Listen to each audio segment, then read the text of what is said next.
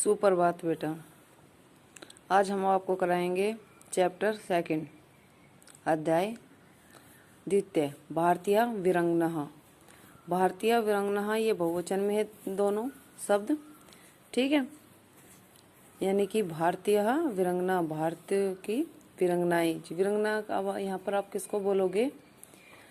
जो वीर लोग होते हैं उनको, जो पुरुष जाति होती है तो उनको तो वीर पुरुष, ठीक है, कहा जाता है। लेकिन जो स्त्री जाति में वीरों कार्य करते होते हैं, जिन्होंने आज़ादी के लिए कार्य किए हैं, ठीक है, जैसे लक्ष्मीबाई है, ठीक है, सरोजिनी नायडू, और जो हम इस लेसन में पीछे पढ़ेंगे रानी जैनमा, वेलुचनचिरिया, भीमाबाई होलकर आदि अनेक और वीरांगनाएं भी हैं, ठीक है। तो इन सभी ने क्या किया था? देश के लिए काफ़ी कार्य किए थे, आज़ादी के लिए, देश की आज़ादी के लिए। तो जिस कारण ये भारतीय वीरांगनाओं की उपाधि मिली हुई है। तो यहाँ पर हम पढ़ेंगे भारतीय वीरांगना।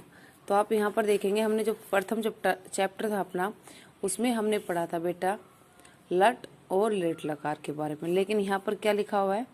लंग लकार है, प्रथम है, पुरुष है, ठीक है। लंग लकार है, प्रथम पुरुष है। तो अब जो अपना लंग लकार है, प्रथम पुरुष है, इसको हम देखेंगे। जो लंग लकार है इसको हम क्या बोलते हैं? भूतकाल। और भूतकाल को आप इंग्लिश में क्या बोलते हैं? पास्ट टेंस, ठीक है। तो आपने यहाँ देखा।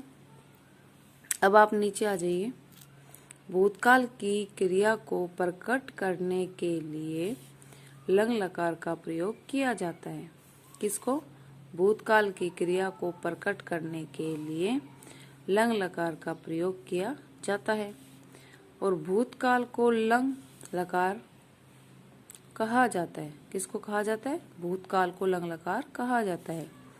लंग लकार भूतकाल के प्रथम पुरुष के प्रत्यय इस प्रकार हैं। और जो लंग लकार है ना, भूतकाल के प्रत्यय के प्रथम पुरुष के प्रत्यय इस प्रकार है। तो हमने पहले पढ़ा था लट और लेट, उनके प्रत्यय हमने आपको बता दिए थे, लेकिन आप एक बार फिर से देखेंगे। लट लकार यानी कि वर्तमान काल सिंपल प्रेजेंट। पठती पढ़ते पठंती था, तो उसमें हमने आपको बताया थे ती थे अंति, सी थे थे, आमी आओ और आम है। ऐसे ही सिंपल फ्यूचर जो टेंस है, लिट लकार यानी कि भविष्यत काल,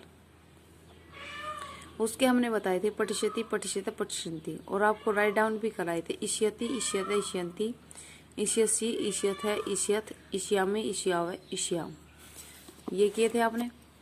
अब हमें, लेकिन हम पढ़ किसके बारे में रहे हैं? लंग लकार है, प्रथमः पुरुषः, यानी कि प्रथम पुरुष के बारे में। तो इसके जो प्रत्यय होते हैं, उससे पहले हम यहाँ पर देखेंगे प्रथमः पुरुषः, यानी कि थर्ड पर्सन के बारे में बात हो रही है, ठीक है। एक वचनम, द्विवचनम और बहुवचनम। तो जो एक वचनम में है उसका, हमारा एक वचन में तो हम प्रत्यय क्या लेंगे? जैसे ऊपर हमने ती लिया था, यहाँ पे इष्यति लिया था, यहाँ पर हम क्या लेंगे? लंग लकार में तय। ऐसे ही द्विवचनम में हमने यहाँ पर लिया था तह, और यहाँ पर हम क्या ले रहे हैं? ताम। बहुवचनम में हमने यहाँ पे क्या लिया था? अंति, और यहाँ पे लिया था इष्यन्ति, और यहाँ पर हम क्या ले रहे हैं? अन। हम ध्यान रखेंगे इन प्रत्ययों का, क्योंकि अगर ये हमें प्रत्यय अच्छे से याद है तो हम किसी भी धातु को बना सकते हैं, ठीक है।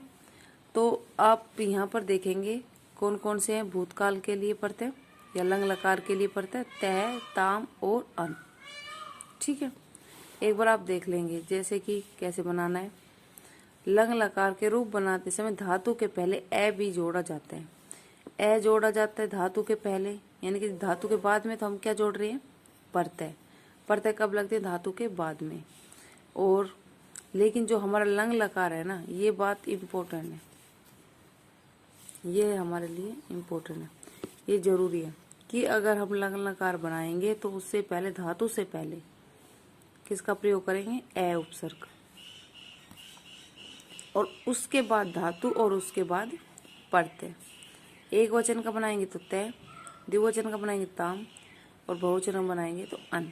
यहाँ पर देख लीजिए, जैसे हमने कोई भी धातु ली, पट का तो नीचे एग्जाम्पल है, आप यहाँ पर ले लीजिए वध, बोलना।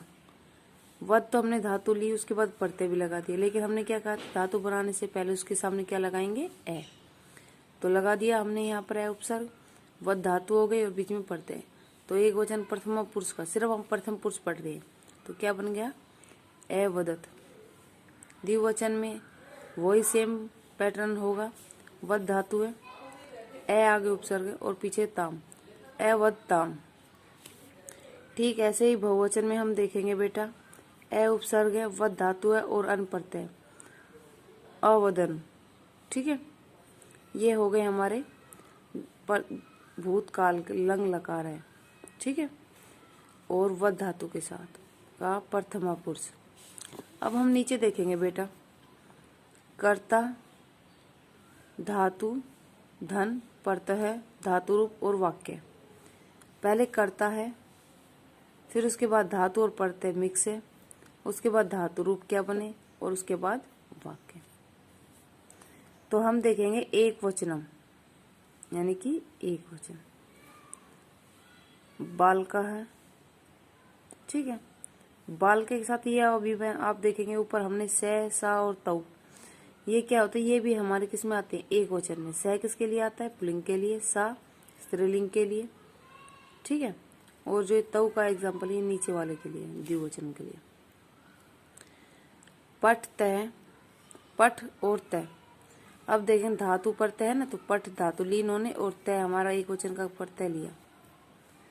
ठीक है, धातु रूप और ए हमने यहाँ पर क्यों लिया, क्योंकि हमें कोई भी धातु बनाने समय पहले उसके आगे हम क्या लगाएंगे, ए उपसर्ग।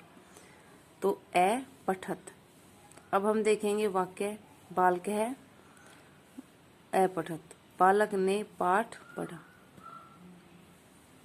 बालक ने पाठ पढ़ा। तो अब आप देखेंगे ये जो मैंने ऐसे सर्कल किया हो, ये क्यों किया है, क्योंकि पाठ पढ़ा, जबकि ये पाठ के लिए यहाँ पर, फिर यहाँ पर तो कुछ नहीं लिखा, बालक है पढ़ते, यानी कि बालक पढ़ा। तो अगर पाठ आए तो हम यहाँ पर क्या करेंगे, पाठम, बालक ने पाठ को पढ़ा। मैं आया पीछे, हमने पहले भी किया था 7th क्लास में। तो यहाँ पर कौन सा चिन्ह का प्रयोग होगा, को का, बालक ने पाठ को पढ़ा। नीचे देखेंगे अब बेटा,